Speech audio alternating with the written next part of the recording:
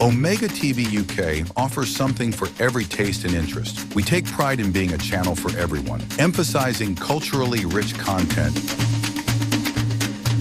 that celebrates the beauty, diversity, and heritage of Africa through the lens of the diaspora.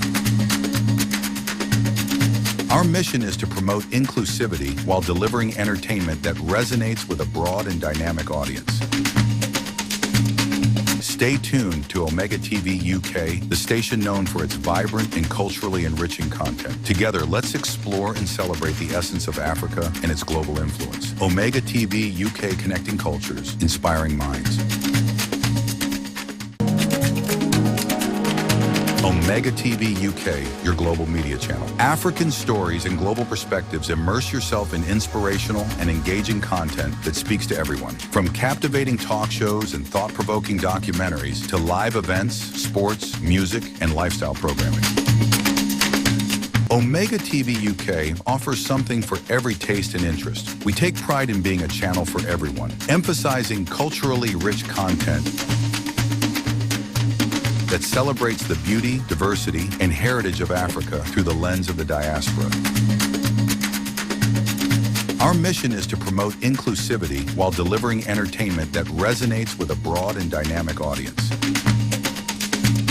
Stay tuned to Omega TV UK, the station known for its vibrant and culturally enriching content. Together, let's explore and celebrate the essence of Africa and its global influence. Omega TV UK, connecting cultures, inspiring minds. Welcome to Africa Speaks of today. My name is Steve Mulindwa, and I do hope, as always, that you have a wonderful time in whatever you're doing, because nobody is going to take care of you except you take care of yourself. That's a very important message, not just to you, but to almost give it to anybody else anyway. That's how life requires us all to be, especially if you're an adult. Right, what have I got in today's program? Do African tribes hold the key to Africa's development? I repeat that question. Do African tribes hold the key to Africa's development? Because we're going into series now of the various programs regarding the kings, the chiefs, and all those who have been ruling the continent before the coming in of Western civilization. Now, Africa's development has always been a major talking point in all continents' 54 countries. But the question has always been how. How are we going to develop the continent? Not when, but how. If we solve the how, the when will come eventually. During most of Africa Union summits, it has been discussed and the ideas are always exchanged. But there is nothing on record that shows that the tribal rulers or kings are consulted. I remember one time, as I said, the Zulu king tried to go to Addis Ababa and speak to the African Union. By then it was called the OAU, but of course they couldn't let him do that. He had ideas on how South Africa and Africa can develop, but his voice, of course, was silent.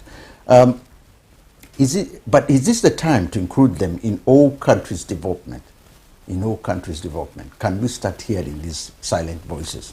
That is one of the things that we're going to discuss in today's program.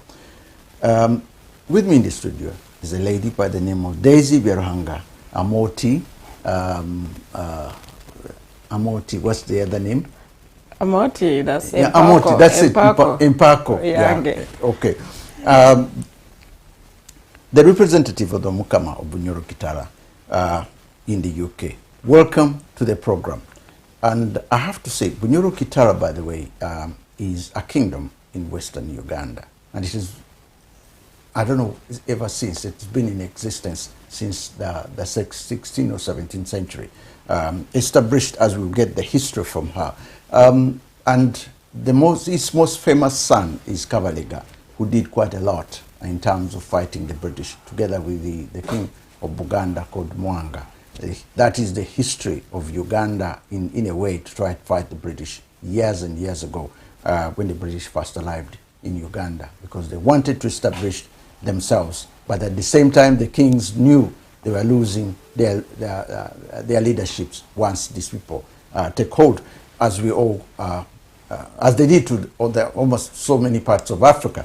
Now, I just want to know, Daisy, you're the king's representative. First and foremost, we need to know something about yourself before we go to the kingdom itself. Who are you, and, you know? Well, I will be very brief. I'm Daisy Byaruhanga Moti, a lawyer by profession. Okay. But in the UK, I diverted from my legal profession to health promotion. Yeah. So I've spent a lot of time looking at the health of young and old and tackling very sensitive issues, especially in those past years, HIV and AIDS, which was a big thing, the stigma around it. So I really have spent my life dedicated to that, both in my paid capacity and in my voluntary capacity. Okay. But I've also worked with councils to develop policy around health promotion, around social care, and worked with the Department of Health to develop policies that were really in the past excluding, not inclusive, okay, of especially the Black African or Black heritage communities. Okay. So I worked hard to see that those policies were fair and inclusive. Okay, we want to know something about the Kingdom of Bunyoro.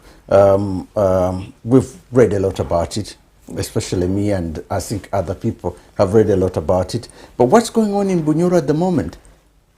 Well, before I come to the current or future, please, can I say something about the king, like you said, Omukama Kabalega Chwa, Omukama Kabalega Chwa the second, who was born in 1845, and ruled Bunyoro until he ascended power 1869 until 1899, and he died 1923. Okay. 1923. Okay, a point, that's the that's Kabarega, is the one we're talking about. Omukama Kabarega Chwa. The one who fought the British. Yes, he resisted colonial rule until he was eventually captured, but he worked with the Mwanga, the king of Buganda. That's how they were captured. Eventually things didn't work out, but he did set a foundation for Bunyoro Kingdom. And his grandson now is the current Omukama. That is Dr. Solomon Iguru Gafavusa. This is the current king of Bunyoro? Yes, the current king of Bunyoro. But I can say the foundation in Bunyoro Kingdom was laid by Kabalega. When you look at his military strategy, how he fought the British for so long, and they only captured him after they got help from different tribes and armies. Even with a gun, they couldn't defeat him for years and years. Then also we look at his strategy for food sustainability in the kingdom. In the Bunyoro Kingdom, even if there is famine, there was always food. He would make sure that his people had grown enough food, millet, sorghum, cowpeas, and he had a way of preserving them underground or silos where they had plenty of food. Bunyoro would never starve. If they were short of anything, then he used trade. He traded in salt. We have salt in Kiviro. So he had trading items, salt. They were very good ironsmiths. Like they would do. They are the first to get the horse, the pangas. He always traded those items. Can also have the flag of Bunyoro? Oh, this is our flag of Bunyoro. We could have got a much bigger one. We could have got a bigger one, but for now that will do. That's our flag for Bunyoro. Is this the flag for Bunyoro, by the way? Yes. The sky blue, white, and brown. The emblem. So that's Bunyoro. Really, that laid the foundation. We are all proud to be Bunyoro. Whatever we do, we are really inspired by the spirit of Kabalega. Okay, by the way, we were supposed to play the national anthem of Bunyoro, but I was told that you don't play the national anthem of Bunyoro after 6 p.m. in the evening. Yeah. For fear of the spirits, for fear of the king's reappearance or something. Oh, well, it's just a law. No. There must be reasons, but we won't go into them today. Okay, no problem. Okay, no problem. Now, how do you define your role now as the king's representative here? Well, I was appointed by the king, the current king, Dr. Solomon, to represent him in the affairs of the kingdom here in the diaspora. Okay. He has visited us about 3 official times, and also unofficially when he's passing by transit. But officially he has visited UK, and I've been instrumental in organizing the itinerary, making sure the king arrives safely, gets to meet his subjects. Okay. And when I say subjects, when we have the king of Bunyoro, you're talking of all of Africa. Okay. I'm telling you. Are the Bunyoro forthcoming? Because there is one thing about the king coming, there's then one thing about discussing Bunyoro and so on. Because I've always found out that I think because of Western education, we find that sometimes we tend to overlook most of these, the kings. We tend to overlook the other subjects and so on and so forth. Are they forthcoming when he comes? To be honest with you, I would have loved more Bunyoro, young and old, getting involved, getting excited. Our Omukama is coming, our king is coming, but I've always pushed and pulled. I've seen other tribes, other communities, the Baganda, the Acholis, the Langis, Basoga, all pouring, very eager to see the king. Yes, we even had friends from Russia, we've had friends from Jamaica rushing to meet the king of Bunyoro, the grandson of Kabalega. But to be, when I say I've been disappointed that Bunyoro have not embraced the king, 100%. What could be the cause of that then? Well, again, like you've said, this education, others are questioning, what does the king do for me? What is in it for me? What is the kingdom all about? So they look at it as if it's, Babito are the ones in power. So I think the generations today, I'm telling you, they are not, they don't give that respect or that enthusiasm towards the king.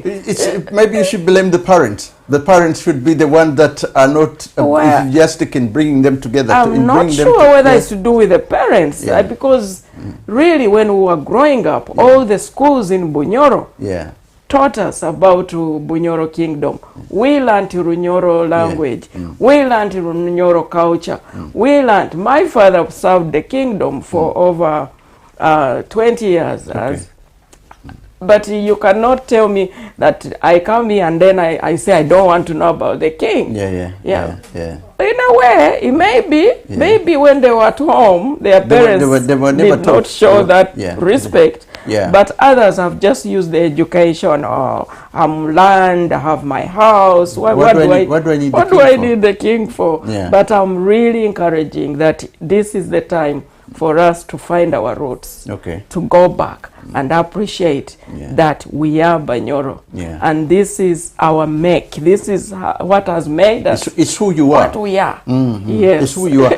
Now, I was asking the representative, that is Michael Materezi, the representative of the King of Bamasaba here in the UK, something similar to this about the development in Bugisu, done by the Mukuka.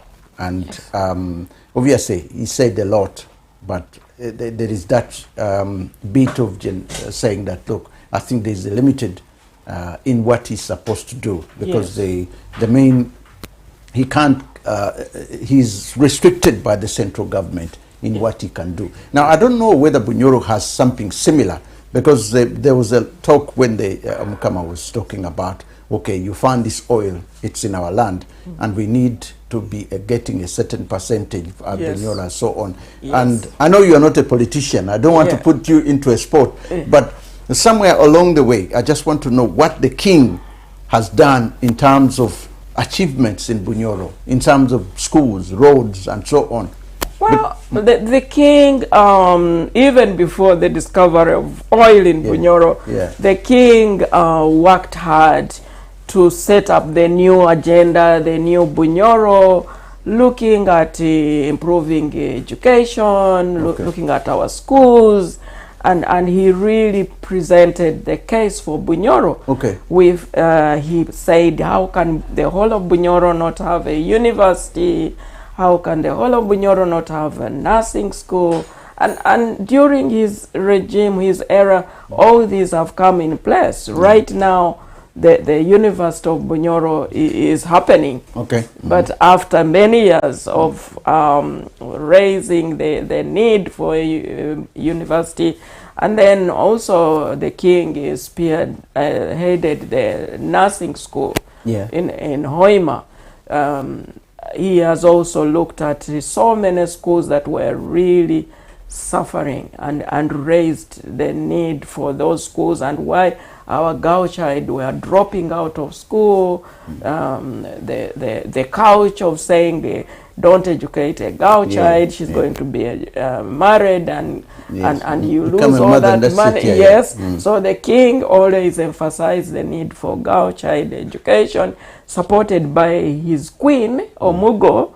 Omugo ran so many projects to do with girl child education, Kisagati, educating the housemaids, girls who had dropped out of school, they are now housekeepers or housemaids. So the Omugo, the queen of Bunyoro, has run projects to help those young girls and to support the girls who dropped out of school because of pregnancy to go back. So all the schools in Bunyoro have raised that issue, and when you look at the 30-year program of the kingdom, they have broken it into phases. Like short term, all schools, we must make sure the children have something to eat, or there is porridge, millet. Millet, that's our meal. All these things require money. How does the king get his money to serve for the government? Is it coming from the central government? No, we don't get a lot from central government, to be honest. It's just sustainability. But it is the lobbying, it's the pushing, it's the talking to the rich Banyoros and those in government. Please push for your people. I'll give you one example where all ministers and MPs had to stand up.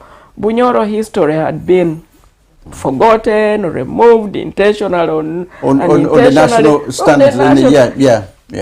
So the diaspora Bunyoro, the Bunyoro leaders, the church leaders, the faith leaders, the mosques, everybody, we got together, and now the Bunyoro history is back. So, but in terms of the king, of course, he is limited. The resources, it's a national cake, like you have said. He did go storm the parliament to fight for a fair share of the oil. Of the oil. It's on Bunyoro soil. It's on kingdom soil.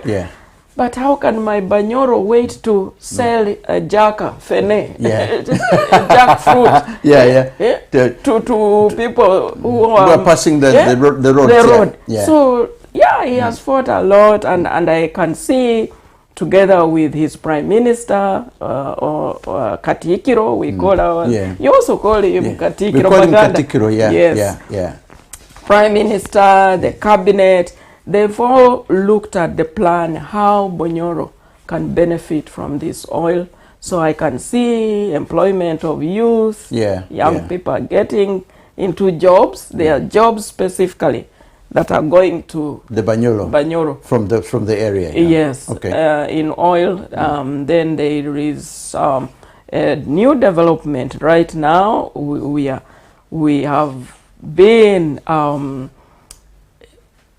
endowed because our land is beautiful and fertile. Yeah. And now we have we have a stadium coming Oh yeah, up, yeah, the stadium 2027 and the airport, yeah. Yeah, and the airport. Yeah. And the king, the prime minister, the cabinet, they've all been at the forefront. Yeah. And here we come in, the diaspora. Yeah. That's why he says, Daisy, you are my representative. Yeah. Please raise the voice. Okay. Please, you people, do not sleep. Okay. Wake up. Wake up.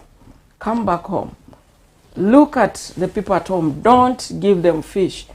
Teach them. Yeah, but the biggest problem I've faced, and I've seen this as well in Buganda, and I think even in Bunyoro, when you want to invest and you're from the diaspora, yes, if there's no direct office where you're going to go and you want something to invest in your own motherland, you know, Bunyoro, Buganda, whatever, there is always that element of not being welcomed well, or there isn't an established structure. They would rather welcome a foreign investor because there is that mental thing that he has a lot of money, and than welcoming a son of Bunyoro or Buganda into the area to do something. I don't know. Well, this thing has got to be worked in a way that... Of late, we've been reassured. I just look back at the most recent International Bunyoro Convention. The one in Croydon. The one in Croydon, Grand Sapphire. We had the mayor of Hoima coming to talk to us about investment and opportunities. We had people like the Minister for Young People. We had the Minister for Lands. We had the immigration, revenue. So we have been reassured that now we have a diaspora desk. Okay. That we should not fear, we should not pass our money through relatives or friends or whatever. We should form ourselves into either associations or even if you're an individual, but don't go there and get torn up to pieces. So we have a diaspora desk. We've been assured in Hoima. We have a diaspora desk. And the mayor of Hoima has reassured me. I even called him. I said, can I put you to task on national television that when the Bunyoro from the diaspora come, they will not suffer. They will not be... whatever they will just not left and right, when they're trying to invest in their country. We've had Bunyoro who have tried to send graders, diggers, or whatever, but the amount of taxes from backdoor that they have paid, really, but we have been reassured that that won't happen, and we have been encouraged to go to the industrial park. There's going to be an industrial park near Kabalega International Airport. There is land near the new the stadium. Roads are being developed, feeder roads, to make sure that whichever little road entering each village is going to be tarmacked. I've been reassured by the mayor of Hoima. I'm really hoping it's a question of being there first and see it firsthand. Because when they come here and they tell you, it's a different ball game. And when they go back, it's again different. That's why he's encouraging Bunyoro in the diaspora to go home and see for themselves. Do they have the number? The Bunyoro have the numbers? Because the Bagisu he was explaining to me that they don't have the numbers, but the Baganda have the numbers. Now, I'm sorry if anybody listening may think that we are being tribal here, but we are talking about tribes. We're talking about tribes, and we're talking about the regions where we come from, because the reason I wanted to do this series, first I have to explain to everybody, is just that I've seen this develop in Nigeria, and I've seen this develop in Liberia, whereby people, particular regions, Yes. because it's their region. Yes. Doctors who are retired in Nigeria are Yes. going into their particular regions and are Yes. giving a service. Yes. You know, others are trying to build smaller hospitals. Yes. Others are trying to build boreholes. And Yes. wherever you can do it, because you are born in that region, Yes. and you feel, okay, the government has let everybody down, but if it's in your powers to do it, why not? You can do it. If you have your own money and you want to invest in that area, then go and do it. But the thing, as I look at it from here, do Bunyoro have the numbers? Because if a Muganda comes in from Buganda to come and build somewhere in Bunyoro, you're going to have, what are you doing here? I think Bunyoro, we are more welcoming than that. We know our shortage, we know our shortfallings. We are really encouraging all Ugandans to come and invest in Bunyoro. For example, I'm looking at this stadium. 2027 is so soon. Yeah, of course. They only have 3,000 beds in the whole of all the hotels brought together, Masinde and Hoima. 3,000 beds, but we need 20,000. So really, Bunyoro, how many of us? They need to build more hotels. That's it. That's why we are opening it up. But most likely, we are encouraging our Bunyoro to partner with others. It doesn't do us harm if you partner with Baganda, Bagisu, so long as we have the resources and we do something that will develop both home but also ourselves as individuals. Well, you're right. Bunyoro, in terms of numbers, we don't have the big numbers. How about this issue of, say, for example, okay, the numbers are not there, but another thing that has always affected most of these areas is the education. If you move within the areas and you begin a business project to educate the people, okay, business parks are being opened up, but to employ people, but do young entrepreneurs who are interested in starting development, who don't have the money, are the banks willing to lend them money, or do they have the knowledge of what to do? Because we tend to forget that not everybody has the knowledge to do business. Not everybody has the knowledge to, you may have the knowledge, the money, but sometimes you don't have the money to how to invest. These are things which needs to be guided, but the kingdom could do that. Again, that comes to the unity, and what the kingdom is really concentrating on is encouraging people under their clan, under their clan kinship, under their clan leaders, to form into circles, because it is really going down to the root. This is what this is what Somalians have been doing. They've survived so much by dealing with the clanship, because it's a very common thing within Somalia. Circles. So the kingdom is also emphasizing that clans and clan leaders need to revive. Because it used to be very strong during Kabalega, Tito Winyi. Even the King Solomon has tried, but somewhere, when people felt there is no money, now I go and join and help an orphan to be educated.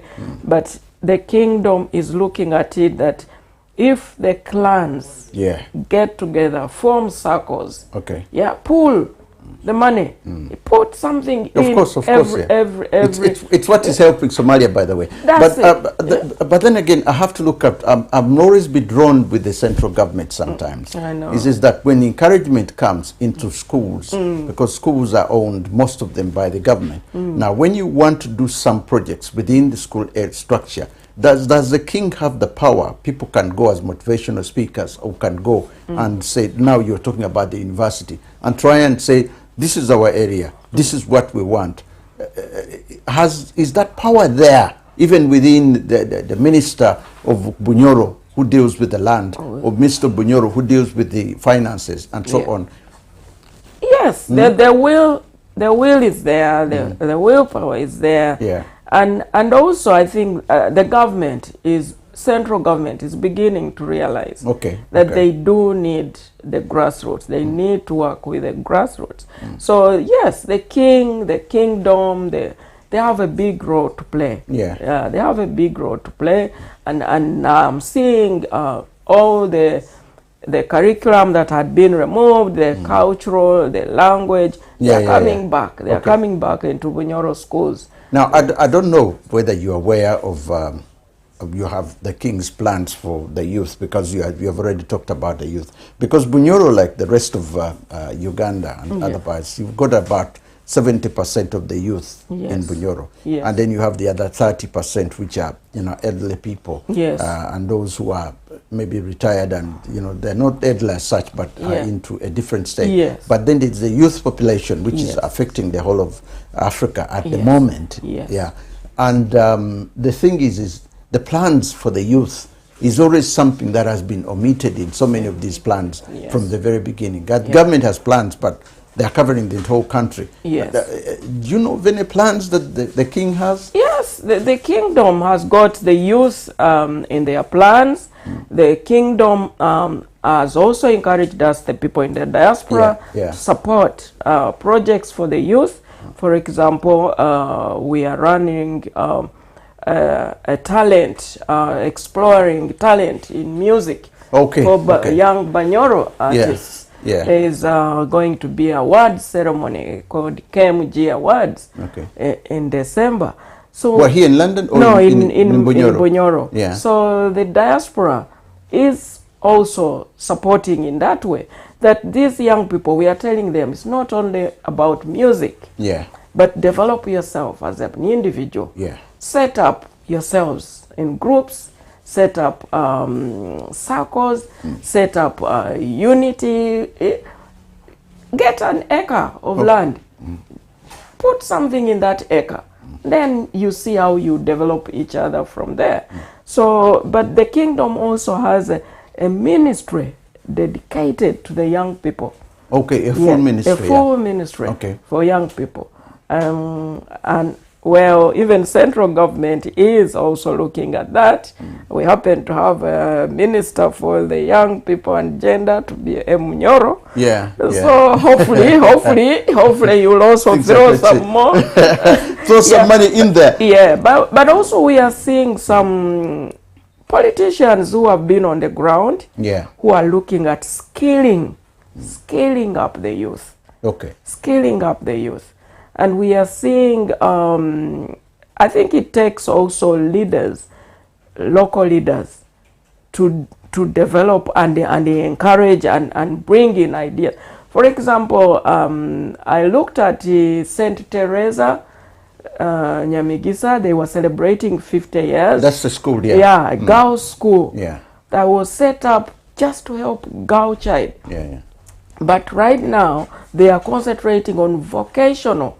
They are tailoring, they have arts and craft, they are looking at rearing, animal husbandry.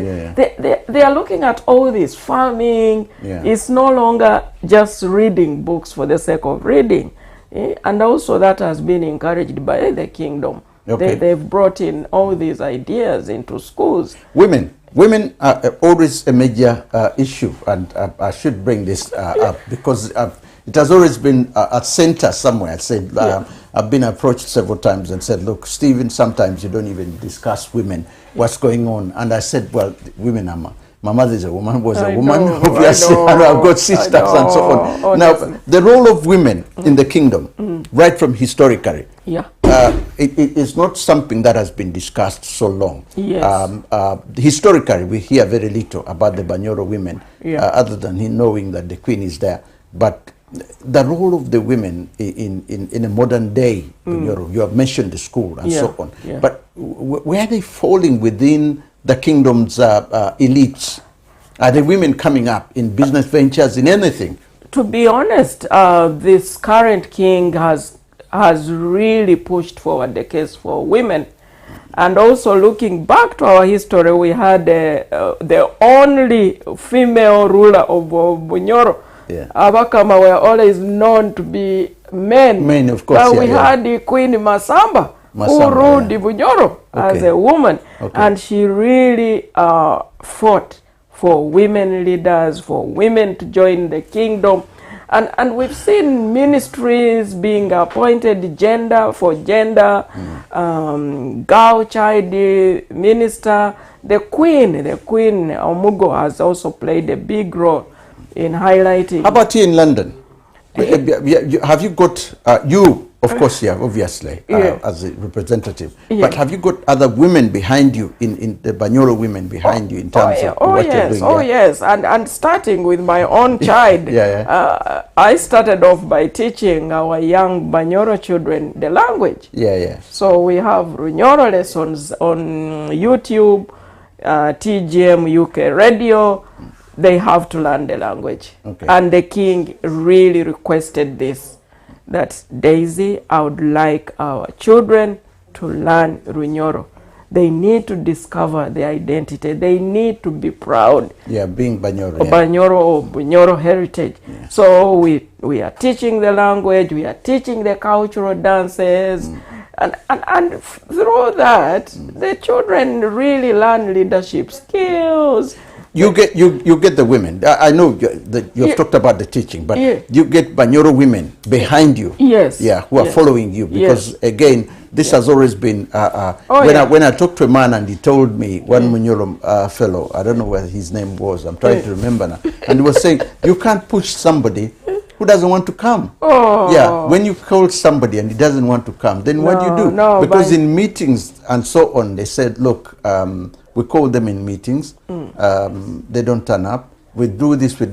So in the end, we say, you know what? That. But then you are here. In Bunyoro, it is the opposite. It's Bunyoro women. We are more forceful. We are more forthcoming. We always ask, where are the Bunyoro men? Really? Yes. Oh God. You can find on a committee one man. But the rest are women. So I'm so happy we've made progress in that area. But again, education. Educate a girl child. You have educated the nation. The nation. That's what they say. Honestly, from Gayaza, you can never go wrong. Even I'm telling you, Namagunga girls. We came out and we see what inspiration we got. By being girls and getting out there, going to debate with the boys in Kisubi. We beat them. We go in sports in Amiriango, we beat them. So that inspiration. And that's what I would like to see continued, to encourage girl child. It's interesting, but it has to come from the top. That's his work. As you're saying, the king is so keen on that. It has to come from the top. And maybe, as we said, things will be set up specifically for women in such a way that if organizations are set up, then it becomes easier for them to approach them. You know, like they've done here. If you want to approach any of these organizations, it's very easy because it's being run by a woman. And of course, that's an inspiration, which I don't know whether it's happening in Toro as well. In Bunyoro, Toro, Buganda.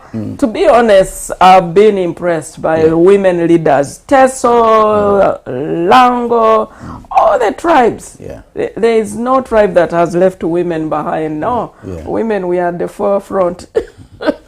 Could this be... well, I don't want to be sound sexist or something, but a balance of power could there be a balance of power falling aside? Because you see, if you go overboard and suddenly there are more women than men, not necessarily. There could be a danger there. No, not necessarily. We are balancing the boat. We are balancing the boat. Don't worry. I don't want to be the situation. Okay, the future of the kingdom. And the future of most of the kingdoms, because like I said here, one of the biggest problems is failure to understand or to sell yourself to the main, because this is where governments are fading. And I keep reminding myself that you're not a politician, but the central governments would probably need a voice from the bottom in whatever they are trying to do. And how do you put this voice in so that they don't seem to want to take the powers. It's like in a home where the mother has the power, but can't push so much so that the father doesn't think that it doesn't feel like, oh, come on, hang on a minute, you know, she has the power. She has to have. There has to be a way in which that power is pushed, but you're pushed in such a way that you're not going overboard, because most politicians, the leaders, they don't want to really anybody to undermine them, but at the same time they want their powers to be, but their powers are not helping in developing the grassroots. So that's what my program has been trying to look at. Can we learn a method of pushing when we don't really push them overboard? Can that happen? Yes. Yeah? Yes. How? Honestly. Whether politicians, whether cultural leaders, whether faith leaders, I think there is a scope for us to work together. Yeah, I know. Without going overboard, without overstepping anyone's toes. Yeah, I've seen some of the women politicians who have defied the odds, who have said, look, no, they stood their ground. Yes, and said no, this can't be. This can't be. Like I pointed out that history, when Bunyoro history was out, the women, especially female, were out in arms and said no, this cannot be. But also I've seen them run projects on the ground, like encouraging women to set up those circles, encouraging women to educate the children, to not to follow that old tradition of women, or don't educate a girl child. So I've seen some women leaders push for girl child education, but also boys. They raise both sides. They see where boys are dropping out, they are playing matatu, they are just going into drinking. I agree that because there is a tendency of fighting so much for one, and then you don't keep the balance. So when we realize that, then they are lifting boy child, girl child. They are all coming on board. But there is something that you've talked about: the resources, the capital. Bunyoro has land. Honestly, we have land. But when you look at that land, how are we utilizing it? Which young person wants to stay in Bunyoro? To go, Every young child is running to Kampala, border. we are telling them the wealth is in the land. The wealth is in Bunyoro. Don't run away. Examples have to be seen before they are admitted, because if there are no examples seen, then everybody will say, hang on a minute, show me somebody who is there, who has made it. They don't want to be the ones to do it first. They want to see when someone else has done it. I just want to thank you so much for coming here and tell us all about Bunyoro. Thank you. And I do hope that the big fellows somewhere are listening to these conversations, because everything begins with a conversation. The diaspora we want to join, but how? We must start somewhere. We must be recognized. Our potential. We have been sending medicine, keep shouting. So, no. We keep shouting. Keep shouting, and everything will work out. I just want to say thank you very much for coming and telling us all about Steven. Bunyoro. Thank you. And I do hope TV. for the best in everything that you're going to do. Thank you. In terms of success. Thank you. I just want to say thank you very, very much for being with us on today's program, and I do hope that we'll be together again for another edition of Africa Speaks. Thank you, and may God bless you all. Thank you.